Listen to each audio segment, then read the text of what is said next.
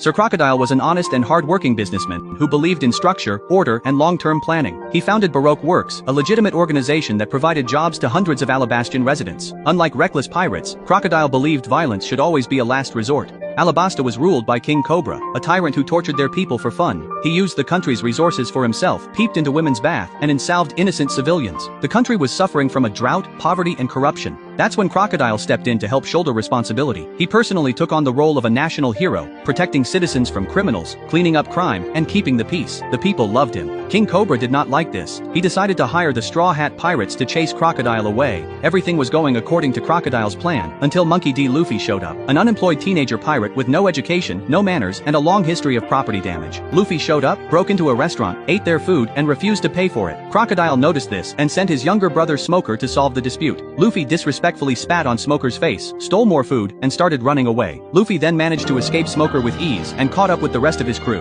The Straw Hats needed a way to infiltrate Alabasta. They kidnapped the Princess of Alabasta, Nefertari Vivi, and held her hostage. They would tease her, make her cry, and even did the unthinkable. They offered her up to an old man in his 80s. She had enough and fought back. The evil Luffy looked her dead in the eye and rocked the living shit out of her. Poor Vivi endured it for the sake of her country. Crocodile noticed all this and called for an emergency meeting with the Baroque Works. They came up with a plan to de-escalate the situation, but Luffy was no talker. The Straw Hats broke into their building looking for Crocodile, but Crocodile tricked them and managed to cage the Straw Hats. Miss All Sunday, a Baroque Works agent, rescued Princess Vivi as well. She was safe now, but the Straw Hats showed no regrets. Despite being caged, they were mocking Crocodile. Crocodile stepped outside to check on the people, only to find out the damage caused by Straw Hats was too much. So many people injured and dead. Crocodile decided then and there that he will end the Straw Hats. He rushed back, only to find that they'd broken out and kidnapped Vivi again. This enraged Crocodile. He managed to track them as they were running away and tried to retrieve Vivi, but Luffy caught Vivi, threw her back to his crew and decided to face Crocodile himself. Luffy did all he could, but he was no match for Crocodile. Crocodile quickly defeated Luffy and even gave him a proper burial. Every soul deserves a resting place, he said,